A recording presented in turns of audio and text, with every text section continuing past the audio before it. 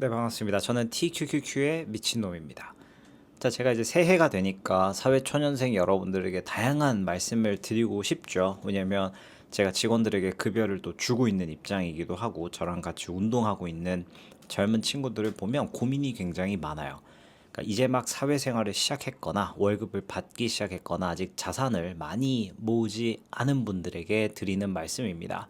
뭐 연금저축펀드랑 ISA 계좌에 대한 이야기를 간단하게 해볼까 합니다. 자, 연금저축펀드에 대해서 굉장히 부정적이게 생각하시는 분들이 많습니다. 오랜 기간 동안 내 돈이 묶인다라는 감정이 드는 건 당연한 건데요.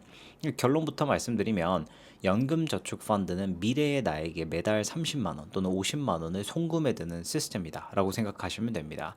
그러니까 아직 급여가 내가 적고 나중에 여유 생기면 할게요. 뭐 지금 내 삶의 질이 중요해요라고 말씀하실 수가 있죠. 그런데 아주 냉정하게 말씀드리면 지금 당장에 10만 원, 20만 원을 연금저축 펀드에 넣는다고 해서 지금의 삶의 질이 대단히 달라지지는 않을 겁니다. 그 10만 원은 시간의 복리를 얻게 될 거예요. 앞으로 국민연금이 어떻게 될지 아무도 모릅니다. 정말 미래는 모르거든요. 그리고 금리가 어떻게 변할지 예측하기도 어렵고 내가 평생 나이가 들어서 일할지 못할지 아무도 몰라요. 이럴 때 필요한 건 시간을 내 편으로 만드는 구조거든요. 근데 연금저축펀드의 진짜 장점은 반강제로 내 돈을 묶어버린다라는 데 있습니다. 쉽게 빼지 못하고 충동적으로 팔지 않고 자동으로 쌓이게 만들죠. 자, 이게 왜 중요하냐면요. 사람은 자유가 많을수록 의외로 실패합니다. 그러니까 약간 적당하게 구속을 당하셔야 돼요. 그래서 연금저축펀드에 대해서 너무 거부감을 가질 필요는 없다. 자, 복잡하게 생각할 필요 없습니다. 연금저축펀드에서는 S&P 500, 나스닥 100 이 두 가지만 채우셔도 충분합니다. 뭐 화려한 전략이나 뭐 레버리지나 뭐 단기 매매 그런 거 필요 없습니다. 이 연금저축펀드는 재미로 투자하는 공간이 아니거든요. 그냥 매달 꾸준하게 미래의 나에게 급여를 주고 있다. 그러니까 이런 관점이 생기면 연금저축펀드는 더 이상 부담이 아닙니다. 그리고 뭐 부동산 살 돈을 모아야 되기 때문에 연금저축펀드에 지금 못 넣는다라고 생각하시고 아파트를 사놔야 미래에 내가 돈을 더 벌 수 있을 거다라고 생각하는데 생각보다 여러분들 준비될 때 해야지라는 말이 참 무섭습니다. 그냥 꾸준하게 넣으시는 게 맞아요. 그리고 ISA 계좌 같은 경우도 제가 직투를 하지만 저 역시도 ISA 계좌에 돈을 넣고는 있습니다. 그러니까 ISA는 대놓고 국가가 투자를 여기다 해라라고 혜택을 주는 계좌잖아요. 뭐 비과세라든지 분리과세라든지 구조적으로 유리한 건 사실입니다. 그래서 제 유튜브를 보시는 분들이 정말 질문을 많이 하시거든요. ISA에 투자하는 게 맞냐, 직투를 하는 게 맞냐라고 하면 사실 일반적인 직장인이 환율 계산하고 뭐 그때그때 주가를 다 분석하고 그거 쉽지 않습니다. 그냥 한도를 채운다기보다는 내가 꾸준하게 목표를 갖고 투자한다? 그러면 ISA 계좌 파시는 게 좋아요. 뭐 1년에 2천만 원의 한도가 있지만 2천만 원 다 채우시는 분들 그렇게 많지는 않습니다. 뭐 300만 원만 넣으셔도 되고요. 500을 넣으셔도 되고요. 그 계좌를 오래 들고 가는 게 핵심입니다.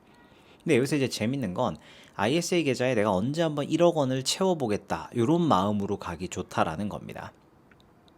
ISA 계좌 같은 경우는 너무 공격적으로 가실 필요는 없어요. 제가 늘 말씀드리지만 그 디보라는 상품을 추종하는 코덱스 미국 배당 커브드 코렉티브나 큐디보라는 상품을 추종하는 미국 성장 커브드 코렉티브 이런 상품들이 있어요.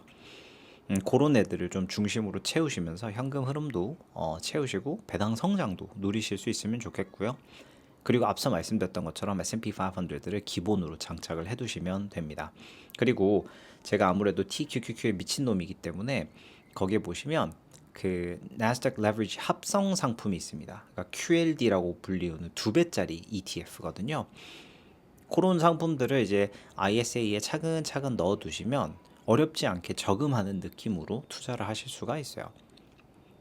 그러니까 ISA 계좌 역시도 단타나 뭐 대박을 노린다 그런 느낌은 아니거든요. 계좌 자체를 오래 유지하는 게임이기 때문에 ISA 계좌를 그렇게 나쁘게 볼 필요는 없습니다. 다시 한번 말씀드리지만 제가 ISA 계좌에 1억을 빠르게 채울 수 있음에도 불구하고 아직 그러지 않는 건 저는 현금이 당장 인출하는 그런 일들이 많이 발생하기 때문에 직투를 조금 더 선호하는 것 뿐입니다.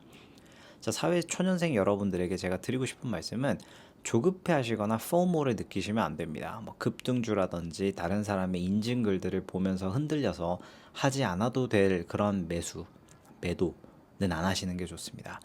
그냥 돈 많은 사람들이 하는 게 투자가 아니라 시간이 많은 사람들이 하는 게 사실 투자거든요. 그러니까 연금저축 펀드로 미래의 나에게 월급을 보내시고요.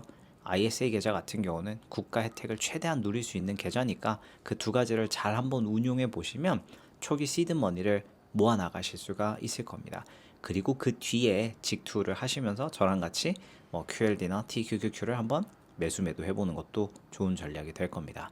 화려한 종목 또는 전략보다는 시스템을 만드세요. 그게 사회 초년생 분들에게 가장 중요한 투자가 될 겁니다. 제가 여러분들 응원하겠습니다.